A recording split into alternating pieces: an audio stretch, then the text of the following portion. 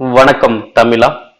ஆர்பிஎஃப்ல ஒரு new update வந்து release பண்ணுங்க. என்ன அப்படின்னு பார்த்தீங்கன்னா, ஆர்பிஎஃப் கான்ஸ்டபிள் தேர்வுக்கான அப்ளிகேஷன் ஸ்டேட்டஸ் வந்து அவுட் பண்ணிட்டாங்க. ஸோ உங்களுடைய அப்ளிகேஷன் கரெக்டாக ஓகேவா இருக்கா இல்லையான்னு கண்டிப்பாக செக் பண்ணி பாருங்க. ஏன்னா இல்லை அப்ளிகேஷன் ஸ்டேட்டஸ் யாருக்கு வந்து அக்செப்ட் ஆயிருக்கோ அவங்க தான் தேர்வு எழுத முடியும். ஓகேங்களா? மொத்தம் 3 கேட்டகரி இருக்கு. ஒன்று வந்து பார்த்தீங்கன்னா ப்ரொவிஷனல் அக்செப்டட், இன்னொன்று ப்ரொவிஷனல் அக்செப்டட் வித் கண்டிஷன், மூன்றாவது வந்து பார்த்தீங்கன்னா ரிஜெக்டட் இருக்கு. ஓகேவா? ஸோ ரிஜெக்டட் இருந்தீங்கன்னா கண்டிப்பாக நீங்கள் தேர்வு எழுத முடியாது. ஓகே, இதுக்கு அதுக்கப்புறம் உங்களுக்கு எந்த ஒரு வாய்ப்பும் வழங்கவும் மாட்டாங்க. ஓகேவா? இப்போ ப்ரொவிஷனல் அக்செப்ட்னாலும் சரி, ப்ரொவிஷனல் அக்செப்டட் வித் கண்டிஷனாலும் சரி, ரெண்டு இருந்தாலும் நீங்கள் என்ன பண்ணலாம், தேர்வு எழுத அனுமதிக்கப்படுவீங்க. ஓகே, இதை எப்படி நம்ம செக் பண்ணி பார்க்குறதுன்னு பார்த்தா, ஸோ எப்பயும் போல ஆர்ஆர்பி அப்ளை பேஜ் ஓப்பன் பண்ணிக்கோங்க. ஓப்பன் பண்ணிட்டு உங்களுடைய லாகின் ஐடி பாஸ்வேர்ட் கொடுத்து அதே மாதிரி ஐ எம் நாட் ரோபோட் அதை கிளிக் பண்ணிட்டு சப்மிட் கொடுங்க. சப்மிட் கொடுத்தே பார்த்தீங்கன்னா உங்களுக்கு ஒரு வெரிஃபை பேஜ் வந்து ஓப்பன் ஆகும். ஓகேவா?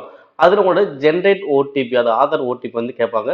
ஸோ ஜென்ரேட் கொடுத்தீங்கன்னா உங்களுக்கு ஆதார் எந்த நம்பருக்கு கொடுத்துறீங்களோ அந்த நம்பருக்கு ஓடிபி வரும். அந்த ஓடிபி கொடுத்து அக்செப்ட் பண்ணிட்டு என்ன பண்ணுங்க, வெரிஃபை பண்ணிக்கோங்க. நெக்ஸ்ட் வந்து பார்த்தீங்கன்னா நீங்கள் எந்தெந்த தேர்வுக்கு அப்ளை பண்ணிக்கோ ஸோ எல்லாமே கரெக்டாக காட்டும். அதில் ஆர்பிஎஃப் கான்ஸ்டபிள் தேர்வுக்கு நேர உங்களுக்கு என்ன காட்டுதுன்னு பாருங்க. அக்செப்ட் ப்ரொவிஷனல் அக்செப்டடா இல்லை ப்ரொவிஷனல் அக்செப்ட் வித் கண்டிஷனா இல்லை ரிஜெக்டாக கரெக்டாக பார்த்து வச்சுக்கோங்க. ஸோ ரிஜெக்டட் அப்படின்னா கண்டிப்பாக நம்ம எழுத முடியாது. மித்த ரெண்டுமே இருந்துச்சு அப்படின்னா கண்டிப்பாக நீங்கள் என்ன பண்ணலாம், தேர்வு எழுதலாம். ஸோ அப்போ ஆர்பிஎஃப் கான்ஸ்டபிள் தேர்வு தான் இப்போ அடுத்து வரப்போகுது. ஓகேங்களா?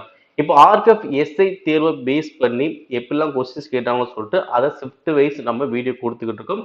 இந்த சீரியஸை நீங்கள் முழுமையாக பார்த்துக்கிட்டே வாங்க. கண்டிப்பாக ரொம்ப ரொம்ப யூஸ்ஃபுல்லாக இருக்கும்.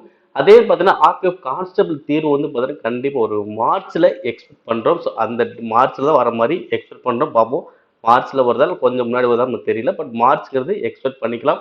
ஸோ அதுக்குள்ள நீங்கள் நல்லா ட்ரை பண்ணுங்க, நல்லா ஸ்கோர் பண்ணணும். ஏன்னா மொத்தம் 120 கொஸ்டின் கேட்க போறாங்க.